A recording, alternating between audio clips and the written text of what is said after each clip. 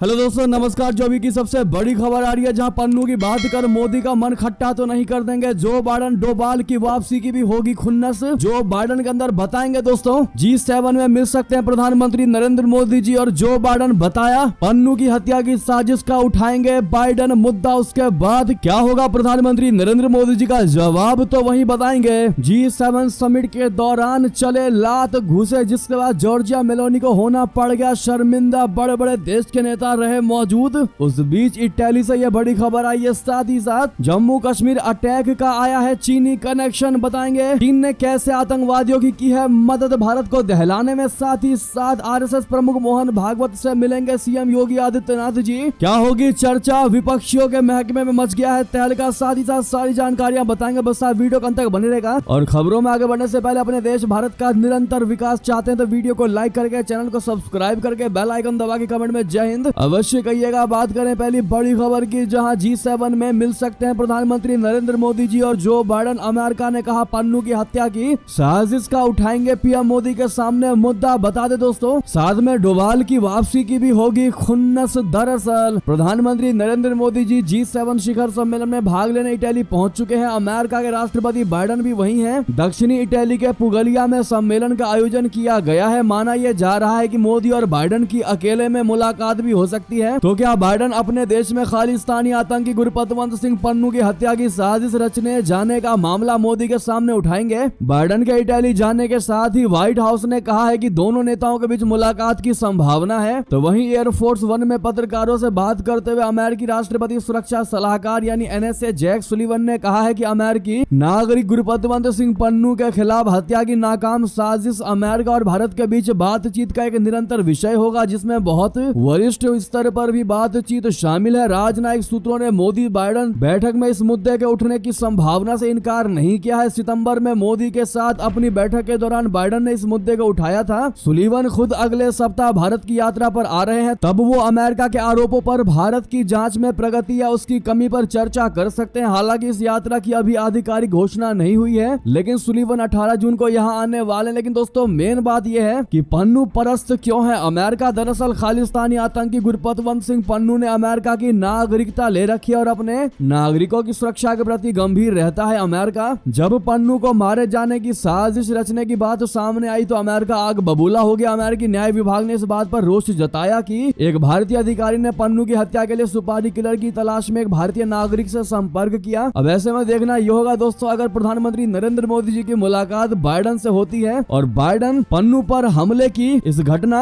का सवाल उठाते हैं, तो पीएम नरेंद्र मोदी जी का क्या जवाब रहने वाला है। तो वहीं आपको बता दें, इटली की संसद में ऐसा क्या हुआ कि चल गए लात घुसे। G7 समिट के दौरान जॉर्जिया मेलोनी को होना पड़ गया शर्मिंदा। जी हां, इटली में G7 समिट में दुनिया भर के नेता पहुंचे, लेकिन उन सब के सामने कुछ ऐसा हुआ कि पीएम जॉर्जिया मेलोनी को शर्मिंदा होना पड़ा। दरअसल इटली में संसद के भीतर हंगामा हो गया। वहां के नेताओं में जमकर लात घुसे चल गए, जबकि आज वहां G7 समिट की शुरुआत होनी थी। यह खबर इटली के अखबारों में छाई रही। दरअसल यहाँ की संसद में देश के कई क्षेत्रों को अधिक स्वायत्तता देने की योजना पर हंगामा हो रहा था। विपक्षी दल के नेता सरकार की नीतियों को गलत बता रहे थे। इसी मामले पर बुधवार शाम सांसद आपस में भिड़ गए। तो वहीं 5 स्टार मूवमेंट के डिप्टी लियोनार्डो डोनो ने नॉर्दर्न लीग के क्षेत्रीय मामलों के मंत्री रॉबर्टो के गले में झंडा बांधने की कोशिश की, तो लोग विफर गए। इस दौरान जमकर लात घुसे चल गए। जी हाँ, G7 समिट से पहले हुए इस हंगामे ने इटली की राजनीति में उफान पैदा कर दिया। स्थानीय नागरिकों ने भी इस हमले की निंदा की है। तो वहीं आपको बता दें, भारत ने CPEC पर चीन को दी बड़ी चेतावनी। जम्मू कश्मीर के जिक्र पर जताई कड़ी आपत्ति। दरअसल चीन और पाकिस्तान की ओर से जारी संयुक्त बयान में जम्मू कश्मीर के जिक्र को लेकर भारत ने कड़ी आपत्ति जताई है। भारत ने इस तरह के ब्यौरे को गैर जरूरी बताकर निराधार करार दिया है। विदेश मंत्रालय के प्रवक्ता रणधीर जायसवाल ने गुरुवार को एक नोट जारी कर कहा कि 17 जून 2024 को जारी किए गए संयुक्त बयान में केंद्र शासित प्रदेश जम्मू कश्मीर के जिक्र को हमने देखा है। हम इस तरह के किसी भी गैर जरूरी जिक्र को खारिज करते हैं। विदेश मंत्रालय के प्रवक्ता रणधीर जायसवाल ने कहा कि भारत का रुख निरंतर सबके सामने रहा है। जम्मू कश्मीर के साथ साथ लद्दाख भारत का अभिन्न अंग है और रहेगा। भारत ने साफ और कड़े शब्दों में कहा है कि इस मामले में किसी दूसरे देश के कोई पक्षकार होने की योग्यता नहीं है। विदेश मंत्रालय ने यह भी कहा है कि यह साझा बयान कथित चीन पाकिस्तान इकोनॉमिक कॉरिडोर के तहत प्रोजेक्ट्स और गतिविधियों की भी बात करता है, जबकि इसमें से कुछ प्रोजेक्ट्स भारत की संप्रभु जमीन पर हैं, जिस पर पाकिस्तान का जबरन अवैध कब्जा है। तो वहीं बता दें, अयोध्या के राम मंदिर को उड़ाने की धमकी, जैश ए मोहम्मद का ऑडियो वायरल होने के बाद अलर्ट जारी। जी हां, अयोध्या के नवनिर्मित राम मंदिर को उड़ाने की एक बार फिर धमकी मिली है। इस बार धमकी आतंकी संगठन जैश ए मोहम्मद ने दी है। इसका एक ऑडियो वायरल होने के बाद यूपी की योगी सरकार ने अलर्ट जारी कर दिया है। रामनगरी में तैनात सुरक्षा बलों को सतर्क कर दिया गया है। अलर्ट के बाद अयोध्या में रामकोट के सभी बैरियरों पर सघन चेकिंग अभियान के साथ जांच शुरू कर दी गई है। रामलला के दर्शन मार्ग पर भी श्रद्धालुओं की निगरानी बढ़ा दी गई है। बताया जाता है कि धमकी वाले ऑडियो में आमिर नामक जैश ए मोहम्मद आतंकी को कहते सुना जा रहा है कि हमारी मस्जिद को हटाकर मंदिर बनाया गया है, अब इसे बम से उड़ा दिया जाएगा। आतंकी कह रहा है कि हमारे 3 साथी कुर्बान हुए हैं और अब इस मंदिर को गिराना ही होगा। अलर्ट के साथ ही सुरक्षा एजेंसियां ऑडियो की जांच कर रही हैं। राज्य सरकार की तरफ से निर्देश के बाद केंद्र और प्रदेश सरकार की सभी एजेंसियां हाई अलर्ट पर हैं। अयोध्या के राम मंदिर पर हमले की धमकी इससे पहले भी 2-3 बार मिल चुकी है। पिछले साल भी धमकी मिली थी, हालांकि तब फर्जी निकली थी। इससे पहले 2005 में आतंकी संगठन जैश ए मोहम्मद ने यहां हमला भी किया था। अब एक बार फिर जैश ए मोहम्मद के नाम से अयोध्या में आतंकी हमले का ऑडियो वायरल हुआ तो सतर्कता तत्काल बढ़ा दी गई है। अलर्ट के बाद अयोध्या में सतर्कता बढ़ा दी गई है। मंदिर परिसर और आसपास के साथ ही बैरिकेडिंग आदि पर चेकिंग भी बढ़ा दी गई है। ऐसे में दोस्तों कमेंट में जय श्री राम कहना मत भूलिएगा। साथ ही साथ बता दें, जो हाई टेक हथियार और सैटेलाइट डिवाइस पाकिस्तानी सेना करती इस्तेमाल, वही मिला कठुआ में ढेर आतंकी के पास। जी हां, यानी कि जम्मू कश्मीर अटैक का चीनी कनेक्शन निकल कर आया है सामने। ड्रैगन कैसे बन रहा इन आतंकवादियों का आका, आपको बता दें, जम्मू कश्मीर में कठुआ जिले में अंतर्राष्ट्रीय सीमा के पास हीरानगर इलाके में सुरक्षा बलों के साथ बुधवार को हुई मुठभेड़ में 2 आतंकवादी तो मारे गए थे, जबकि केंद्रीय रिजर्व पुलिस बल का एक जवान भी शहीद हो गया था। सेना के सूत्रों ने शुक्रवार को बताया है कि उस मुठभेड़ के दौरान सुरक्षा बलों द्वारा मारे गए 2 आतंकवादियों में एक जैश ए मोहम्मद का शीर्ष कमांडर भी शामिल था। सूत्रों के अनुसार इस बात के पुख्ता सबूत है कि मारे गए दोनों आतंकवादियों को पाकिस्तानी सेना से मदद मिलती रही है। मारे गए आतंकी रिहान के पास से नाइट स्कोप और फ्रीक्वेंसी सैटेलाइट कम्युनिकेशन डिवाइस वाली M4 राइफल मिली है। इसके अलावा वो माइक्रो सैटेलाइट कम्युनिकेशन डिवाइस का भी इस्तेमाल कर रहा था, जिसका इस्तेमाल पाकिस्तानी सेना, नौसेना और वायुसेना करती है। इससे साफ तौर पर स्पष्ट होता है कि जैश ए मोहम्मद के इन आतंकियों को पाकिस्तानी सेना का समर्थन मिल रहा था। बता दें कि जम्मू कश्मीर में एक हफ्ते के अंदर रियासी, कठुआ और डोडा जिलों में आतंकी हमले हुए हैं। इन हमलों में कम से कम 11 लोगों की जानें जा चुकी हैं, जिसमें एक CRPF का जवान भी शामिल है। सभी सुरक्षा बलों के साथ मुठभेड़ में 2 आतंकी भी ढेर हुए हैं। सूत्रों ने आगे बताया कि 9 जून को रईसी में श्रद्धालुओं की बस पर हुए आतंकी हमले के बाद जैश ए मोहम्मद और हिजब उल मुजाहिदीन के शीर्ष नेतृत्व ने पाकिस्तान के रावलकोट में बैठक की थी। यानी कि दोस्तों, इन आतंकवादियों के पास जो साजो सामान मिले हैं उससे क्लियर हो चुका है कि इनको पूरे तरीके से ट्रेनिंग दी गई थी और हर तरीके से पाकिस्तान सरकार की ओर से इनको ये साजो सामान मुहैया कराया गया था। प्रॉपर तरीके से इनको भारत को दहलाने के लिए भेजा गया था। इसमें चाइना शामिल है। चीनी कनेक्शन निकलकर सामने आ रहा है। इनको चीन में बने हथियार और गोला बारूद करवाए जा रहे हैं। माना जा रहा है कि चीन अब पाकिस्तान की मदद से LOC पर आतंकी गतिविधियों में इजाफा करना चाहता है। पाकिस्तान की माली हालत से तो पूरी दुनिया वाकिफ है। फिर सवाल उठता है कि पाकिस्तान के पास हमले करने के लिए हथियार आते कहां से हैं? दरअसल इसके पीछे है पाकिस्तान का आका चाइना, जिसके पास एक कर पाकिस्तान अपनी सारी जमीन गिरवी रख रहा है। इतना ही नहीं, हाल ही की घटनाओं को लेकर यह बड़ा खुलासा हुआ है कि चीन ने इनको हथियार मुहैया करवाए। ऐसे में दोस्तों, आप लोग क्या जवाब देना चाहेंगे चाइना को? बताइएगा जरूर, जो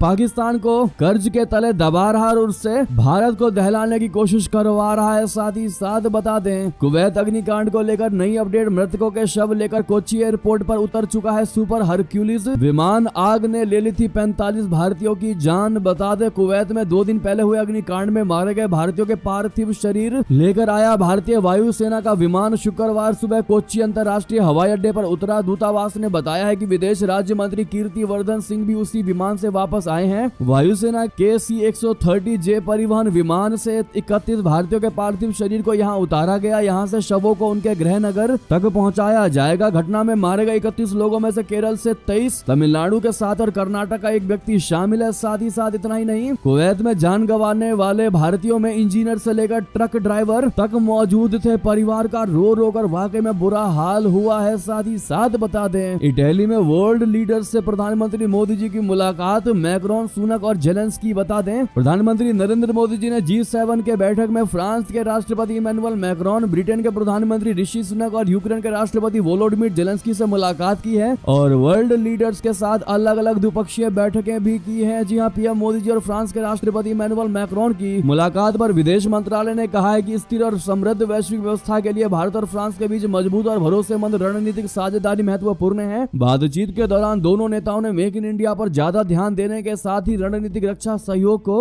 और बढ़ाने पर सहमति जताई है। साथ ही साथ बता दें, भारतीय सेना का ब्रह्मास्त्र बंद दुश्मनों का काल बनेगा नागास्त्र। नागपुर की कंपनी ने सेना को सौंपा UAV। जी हाँ, भारतीय सेना लगातार अपने बेड़े को मजबूत कर रही है। विशेष प्रकार का मानव रहित ड्रोन मिलने से भारतीय सेना की ताकत कई गुना बढ़ने वाली है। इस मानव रहित हवाई यान यानी UAV का नाम नागास्त्र है, जो कि भारतीय सेना के लिए किसी ब्रह्मास्त्र से कम नहीं होगा। नागपुर की एक कंपनी ने भारत में तैयार पहला स्वदेशी लोइटर म्यूनिशन यानी नागास्त्र एक सेना को सौंप दिया है। इसी के साथ अपना कोई नुकसान किए बिना दुश्मनों को खत्म करना सेना के लिए काफी आसान हो जाएगा। ये पाकिस्तान व चीन जैसे देशों के बीहड़ इलाकों में भी दुश्मन की सेना का बड़ी आसानी के साथ सफाया करेगा। तो वहीं बता दें, क्यूबा में रूसी युद्धपोतों की मौजूदगी पर क्या बोला क्रेमलिन, अमेरिका का उड़ाया मजाक। दरअसल रशिया ने कहा है कि अमेरिका को क्यूबा में रूसी युद्धपोतों के बारे में चिंतित नहीं होना चाहिए। दरअसल रूसी युद्धपोतों के क्यूबा पहुंचने से अमेरिका बेचैन है। पश्चिमी समर्थित मीडिया इसे दूसरा क्यूबा संकट करार दे रहा है। इस पर रूसी विदेश मंत्रालय ने कहा है कि पश्चिम रशिया से किसी भी कूटनीतिक संकेत के प्रति बहरा दिखाई दिया और केवल तभी उसने ध्यान दिया जब सेना या नौसेना ने कार्रवाई की। बुधवार को हवाना बंदरगाह में रूसी सेना का एक फ्रिगेट और एक परमाणु ऊर्जा से चलने वाली पनडुब्बी ने प्रवेश किया। अमेरिका और क्यूबा ने कहा है कि इससे कोई खतरा नहीं है, लेकिन इसे व्यापक रूप से रशिया के बल प्रदर्शन के रूप में दिखा दिया गया। तो वहीं आपको बता दें, रक्षा बजट तो बढ़ा दिया पाकिस्तान ने, लेकिन उसने हिंदुओं को नहीं दिया एक भी रुपया। बता दें, पाकिस्तान ने इस बार अपने रक्षा बजट में खर्च बढ़ाकर काफी सुर्खियां बटोरी हैं, लेकिन अल्पसंख्यकों के लिए कोई कल्याणकारी योजना के लिए फंड का आवंटन नहीं किया है। साल 2024-25 के लिए जारी बजट में हिंदू ईसाई जैसे अल्पसंख्यकों के लिए कोई भी कल्याणकारी योजना शुरू नहीं की, जबकि पिछले बजट में अल्पसंख्यकों के लिए 10 करोड़ पाकिस्तानी रुपए का आवंटन किया गया था। वियोन न्यूज की रिपोर्ट के अनुसार पाकिस्तान में हिंदू, ईसाई, सिख और अन्य अल्पसंख्यक परेशान है। ऐसे में भी बजट में कोई ऐलान नहीं किया गया। पाकिस्तान में हिंदुओं के साथ उत्पीड़न की खबरें आती रहती हैं। इससे पहले भी हिंदू और ईसाइयों के जबरन धर्म परिवर्तन, लड़कियों के अपहरण, मंदिरों में तोड़फोड़ और हमले की खबरें आई थी। इसके बाद भी अल्पसंख्यकों के लिए कोई पैसा नहीं दिया गया है। तो वहीं आपको बता दें, RSS प्रमुख मोहन भागवत से मिलेंगे सीएम योगी आदित्यनाथ जी। चुनाव नतीजों के बाद गोरखपुर में संघ का अहम ट्रेनिंग सेशन। बता दें, लोकसभा चुनाव नतीजे आने के बाद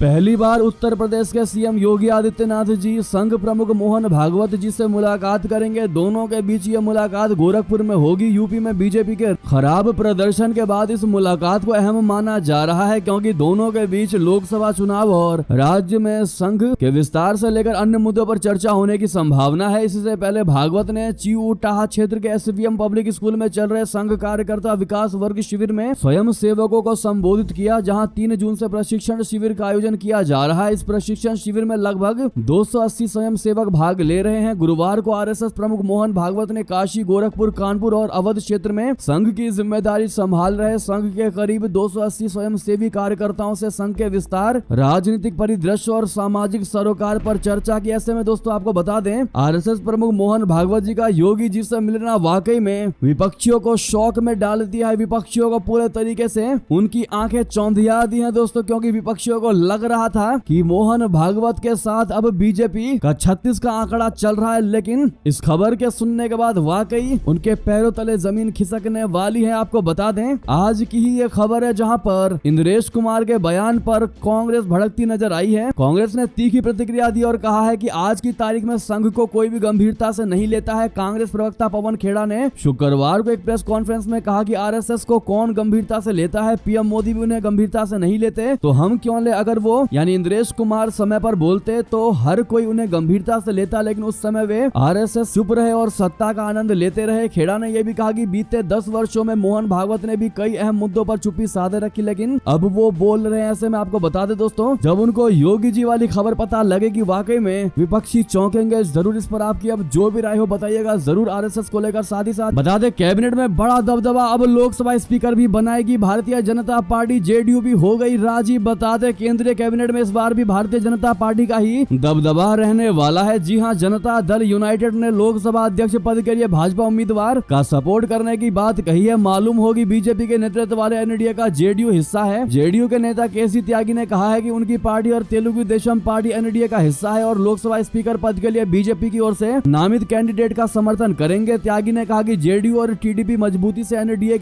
से जुड़े हैं। हम स्पीकर के लिए भाजपा के नामित व्यक्ति का समर्थन करेंगे। बता दें, लोकसभा 26 जून को अपने नए अध्यक्ष का चुनाव करेगी। सदन के सदस्य उम्मीदवारों के समर्थन में प्रस्ताव के लिए एक दिन पहले दोपहर 12 बजे तक नोटिस दे सकते हैं। 18वीं लोकसभा की पहली बैठक 24 जून को होगी और सत्र 3 जुलाई को समाप्त होगा। लोकसभा की ओर से इसको लेकर बुलेटिन जारी किया गया। ऐसे में किस पार्टी का लोकसभा स्पीकर होना चाहिए दोस्तों, क्या बीजेपी का ही होना चाहिए? कमेंट में आपकी जो भी राय हो बताइएगा जरूर। इसी बीच ये थी की सारी बड़ी खबरें। आपको खबर कैसी लगी? जैसी भी लगी दोस्तों कमेंट में बताना मत भूलिएगा और साथ ही साथ वीडियो को शेयर अवश्य कर दीजिएगा। साथ ही लाइक करके चैनल को सब्सक्राइब करके बेल आइकन दबा के कमेंट में जय हिंद अवश्य कहिएगा। मिलते हैं अगली बड़ी खबर में। बहुत बहुत धन्यवाद।